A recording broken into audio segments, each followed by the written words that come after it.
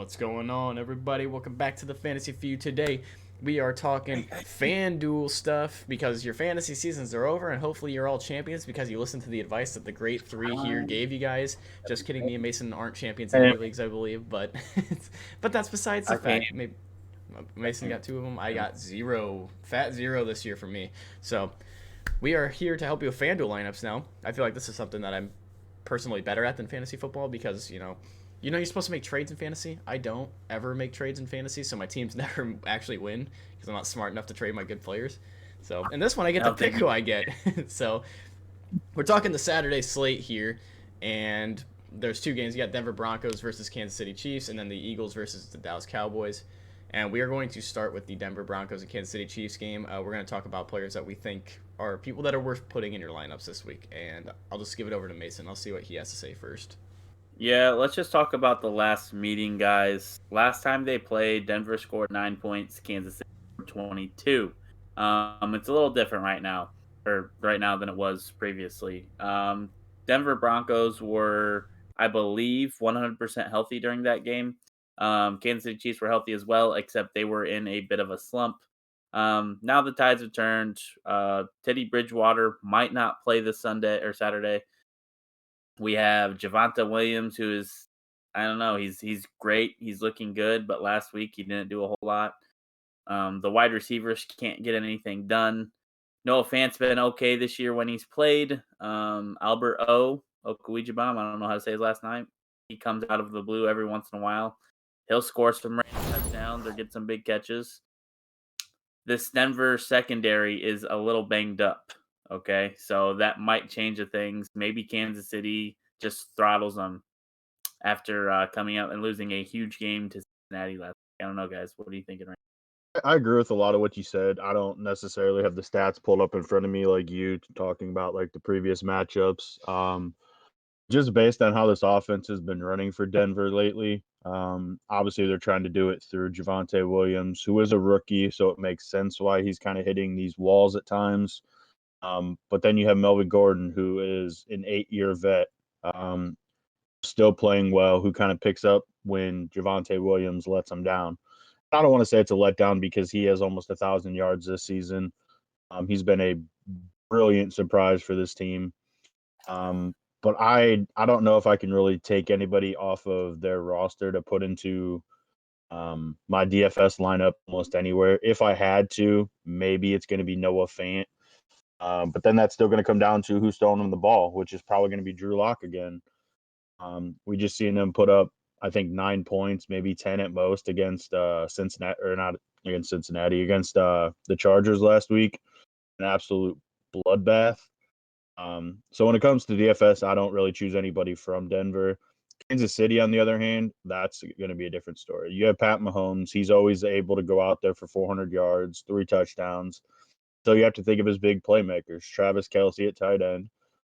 He's always might have one receiver pop off other than Tyreek Hill. It might be Byron Pringle. It might be Mecole Hardman. I know Demarcus Robinson had a touchdown last week, which is kind of all over the place for me. But my mainstays would be Travis Kelce and Tyreek Hill. Yep, and as well as Patrick Mahomes, obviously. I think if you have Kelsey and Hill, you kind of want to do a triple stack with Mahomes because if Yeah. both of those guys are blowing up, most likely all three of them are blowing up. And I do want to point out that with the FanDuel lineup that we're going to tell you at the end, I will give you a little sneak peek. Even though we said we're not 100% sure about Javonte Williams' production, right now he is currently in our lineup.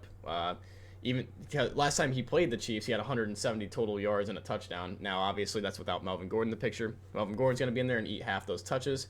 Still pretty solid production. I mean, he had 4.4 yards per carry, and then he had the 6 catches for 76 yards. So if he can stay involved in the pass game, he's going to be very valuable. And, obviously we're looking at 4 games here, so the running back position's kind of thin. If you want to save money on the running back position and full stack some of the studly receivers there are, that's kind of like what I'm leaning to for these Saturday games. That's kind of why I wanted to go cheap on Javonte Williams. I think that's all we have to say about this game. We can move on to the now? I Eagles. will And say that FanDuel's predicted score for this game is Kansas City Chiefs 27, Denver Broncos 17. So they do think somebody's going to score on the Broncos. Maybe it's their defense. I don't know. could be Javonte Um, Williams, though. So who knows? You really don't Javante know with that team. Williams. It could literally be anybody. It's just always an outlier, whoever scores in that team. Moving on to That is a Philly and hard Dallas, though. Philly and Dallas, that's going to be a fun game to watch. Philly, I think last time they played Dallas, got beat 21-41, and that was Yep. back in the era of we won't run the ball ever to any of our running backs. That was Miles Sanders' 2 carries, 27 yards game where people were cheering for him as they handed the ball off one time. I believe that's the game that was. Um, I think this is maybe another one-sided game here. I'm thinking like you might want to stack some Dallas players.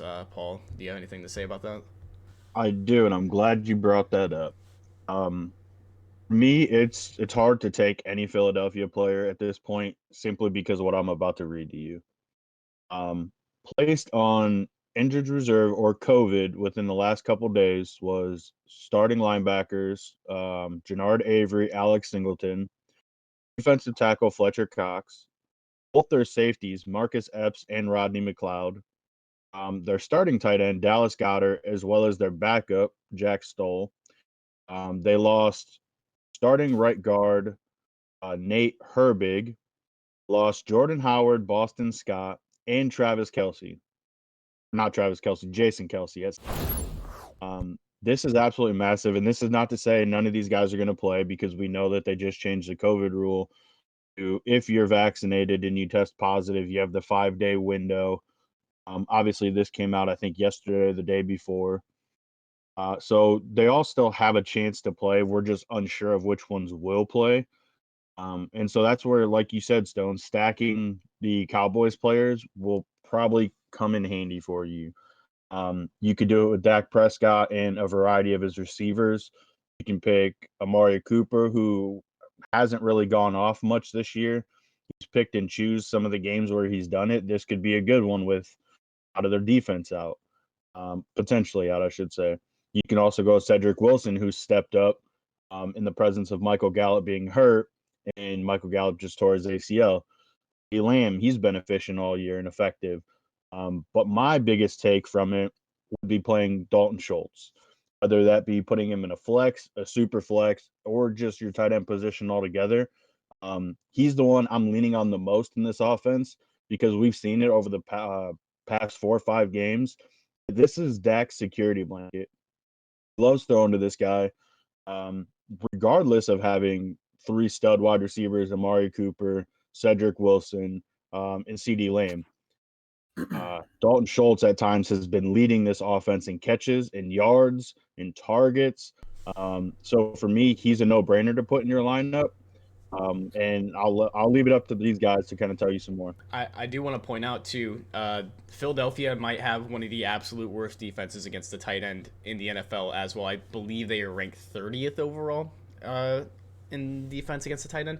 So that alone makes me want to play Dalton Schultz, who last time he played Philadelphia had 7 targets, led the team, 6 catches, 80 yards, and 2 touchdowns. Absolutely destroyed them. Do I think he's going to do that again? Not necessarily. But do I think he's going to be an efficient start? Yes. I think he might be. He might be someone you want to stack with Travis Kelce on your team. As crazy as that sounds, put 2 tight ends on your little flex. Not many people will be doing that, but I think honestly Dalton Schultz is more than worth it this week. And if you go to the Eagles side of the ball, the injuries. I like Dallas Goedert, but like Paul said, he's on the COVID list, so he might not play. But Dallas Goedert, well, not Dallas Goedert, but the tight ends in general. Let's say last time they played, they had Zach Ertz.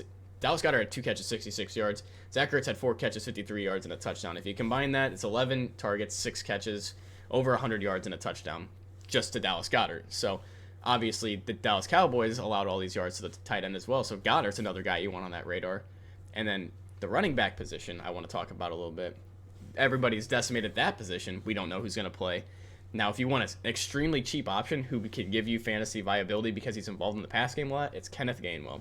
That's somebody we've seen throughout the year have his plays, have his games where he's kind of involved. And the ones where he's kind of involved, he does get solid fantasy production because he catches the ball, gets a decent amount of yards, usually vultures some touchdowns in there. So I think Kenneth Gainwell could actually be a steal right now he is 4,800. I don't know if that's going to change, but he is extremely cheap and definitely worth the money if he's going to be the only healthy running back for Philly.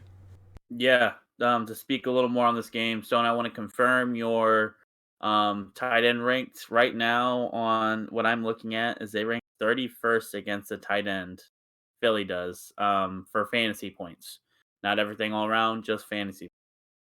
Like you said, Schultz had a huge game last time against Philly. Philly gave up 25 points to Dallas last time against the tight end. But on the other hand, their wide receivers, they allow the second least fantasy points to wide receivers. So that could be something you guys think about when it comes to picking Dallas wide receivers. We do know that Dak can spread the ball out, but he also, he spreads it to people that were just like, why did he throw it to Cedric Wilson again for the second touchdown of the game for him? I don't know. That stuff always seems to happen in that offense. It is tough to deal with when you have Amari Cooper and CeeDee Lamb. So just know that when you are picking, I believe that if you're taking a Dallas wide receiver, I believe it's a little bit risky this week. That's just my opinion. Even though Avonte Maddox is, I still think Philly plays them pretty tough. That's just my opinion on that. I can jump in here real quick. I don't know if you specifically said what Dalton Schultz scored last time these two teams played, but he had 6. This is back in week 3. He had 6 receptions for 80 yards and 2 touchdowns against Philadelphia. 26 fantasy points. You just ignoring I said that?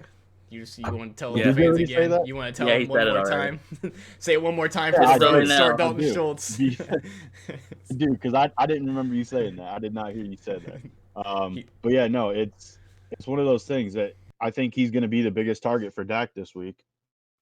I think it's pretty obvious. And a couple other names worth mentioning that we didn't say. There's receivers for Philly, Devonta Smith and Quez Watkins. We know Trayvon Diggs is a interception machine, but we also know that he's also a yardage allowage machine. And Devonta Smith's one of those downfield guys, as well as Quez Watkins, they could have a huge play on him. So they're both guys to keep in consideration. And then Jalen Hurts is Jalen Hurts. He's going to go get his rushing yards, his rushing touchdowns, passing touchdowns. He's always in the conversation.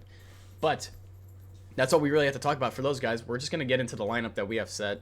And I guess Paul's not going to let me go. He doesn't like me transitioning. I know. Sometimes.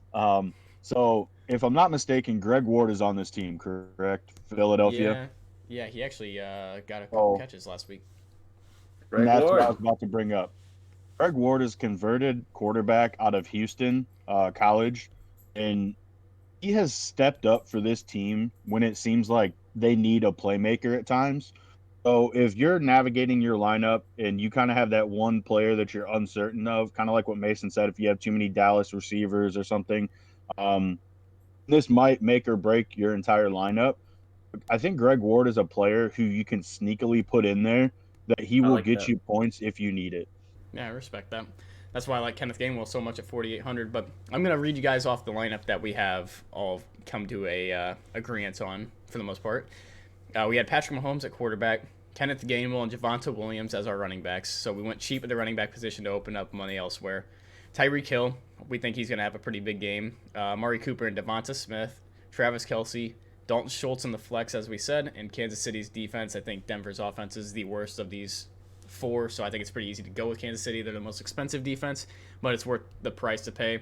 If you want to get the $1 million, you have to have the best defense, and I think this is the safest play there. This is a lineup that's pretty safe for the most part. Like a lot of good players, some might be bust, but this is usually a lineup that'll win you money because you have so many playmakers there that can get you those points that are going to get you in the money. But yeah. I have faith in it. I have faith that I'm going to be winning $1 million this week. I don't know about you guys, but you can make the changes however you want.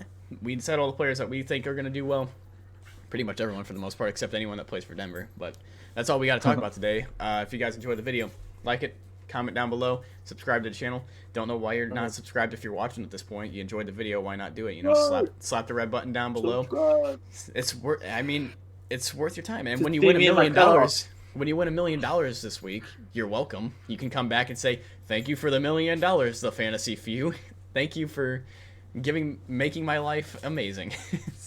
But that's all I gotta say. I'm gonna give things over to Mason. He's gonna break us out as he usually does. Fantasy few out, baby. Let's go.